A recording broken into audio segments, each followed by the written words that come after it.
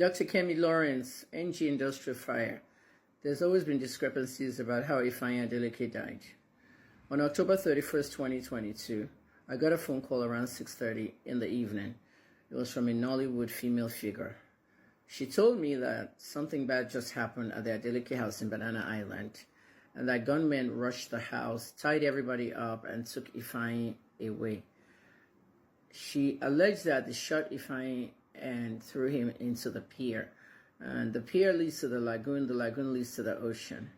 And that the child drowned in the pier and possibly never seen again. No body found, nothing. All this was going on, and I really didn't care, and I didn't bother to even report anything. Because when you report such a story, you have to go to the source. And the source is Davido, and I don't talk to Davido. Okay, so I wasn't reporting it. I was reporting about the young man that I met in 2014 at the BET Hip Hop Awards. And if you remember the tweet I tweeted, whoever dressed the Migos should get an Oscar. The tweet went viral, and I just heard, that Takeoff died. This is the next day after that phone call. So early on the 1st of November, I'm hearing all this stuff, and I'm covering Takeoff, and people were in my DM. The same people that say leave the video alone were in my DM asking me, why are you not covering Ifeanyi is dead? Why are you not doing this? Why are you not? I'm like, shut the fuck up. But I'm after sort of funny, Nigbo. Can you do sin leti? I'm a book journalist. Shut the fuck up. At the end of the day, Davido, post in kokon. Big tí ó ń bá ẹnìkan sọ̀rọ̀ nínú DM pé wọ́n revive Ifeanyi òun wà lẹ́gbẹ̀ẹ́ Davido tó wà ní Ìbàdàn báwo ló ṣe dé Èkó so suddenly. At the end of the day, this to me sounded like a Philadelphia style drug killing. In Philadelphia, America, tí mo gbé, many children were killed in the 80s. Tó bá jẹ́ drug dealer lówó, wọ́n ní wá fún ẹ, family ẹ̀ náà máa wà. At the end of the day, ṣé mo call her Davido pé kó jẹ́ kí kó get good security, kó má jẹ́ kí àwọn drug dealers wọnú plane. Many pilots ló wá bá mi. These are commercial pilots fún àwọn Arik, àwọn Airpeace oríṣiríṣi airlines tí wọ́n máa ń fa gbùrù pẹ̀lú plane Adeleke. Tọ́mọ ní káwọn bá wọn fly at London, bá wọn fly at America. 3 or 4 pilots came to me. Those like drugs were in a plane Adeleke. Did you hear me when I did a video and said, Davido, don't let drug dealers enter your plane. Be careful. But a new plane, you can't so. If you plane, I will go in. Mark Benny can free ride though. Apparently, there was somebody on the plane that was carrying cocaine to London and back. Cocaine to London, cash back. Suitcase with the cash, suitcase with the cocaine. Somebody was trafficking drugs there. You can work with the music industry. One day, Davido is a drug trafficker. We see what she feshi. Oh, Babel, no. How I make it look like we make But gigs to David in she. But concerts to David in she.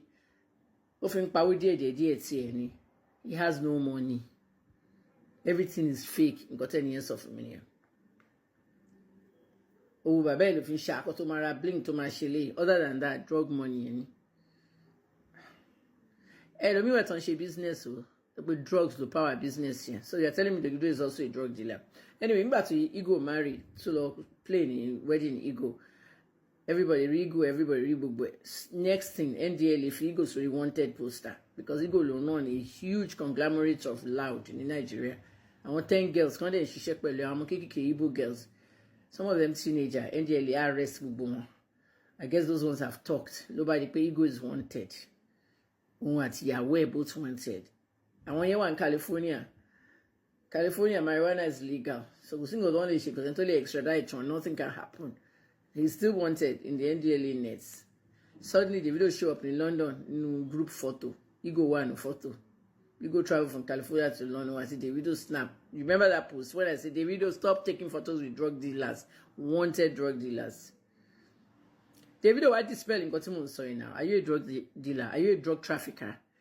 I've said this thing so many times, but Ifeanyi was murdered. Okay, and this is the reason to Sophia Chifeki Imadi wasn't really any kind of custody agreements.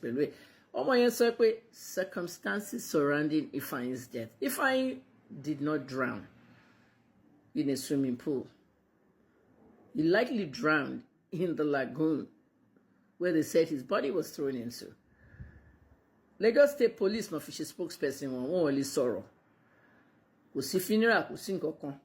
Lagos State Police ni wọ́n fi ṣe spokesman wọn. Benonde tweeted, an autopsy has been performed for Ifeanyi Adeleke and he was drowning. Case closed. Give the family privacy. Suppress news, Nigeria. When they suppress the news in Nigeria, you don't know what's going on. You have to believe what they tell you. Until Sophia started talking. And I don't want my daughter there. I don't want this there. Anyway, after that, close to 6 months later, I went to Banana Island. I interviewed many of the residents, 5 prominent residents, 3 celebrities, 2 politicians, and all of them told me the same very thing. When this incident happened, we all ran to the office, and the office said nobody drowned on this estate. But it's on the news now. A source in the island office, Banana Island Estate office, of me, I have to protect the source. You know, I can't mention anyone's name because you were allowed to talk to the media, but they tell you stuff anyway. We're not trying to do PR. We're not trying to make the island estate look good, but no one drowned in any swimming pool in this estate. David, come and dispel this one. It looks like they came, they shot, they tied people up and kidnapped that child and got rid of that child. One mourn, only sorrow. Shock Nina. Mon for tips, mon for parables, most of it was murder. Or Tony Bitain, as a bull for men should go for my shogun. Okay, drug revenge killing. And that's what happened. Until by Facebook, go on follow. Got on for come on. Eventually, yeah, the whole girl thing. I'm beginning to one mura from be okun. They were suffered 3 years like. The video Lord Belong.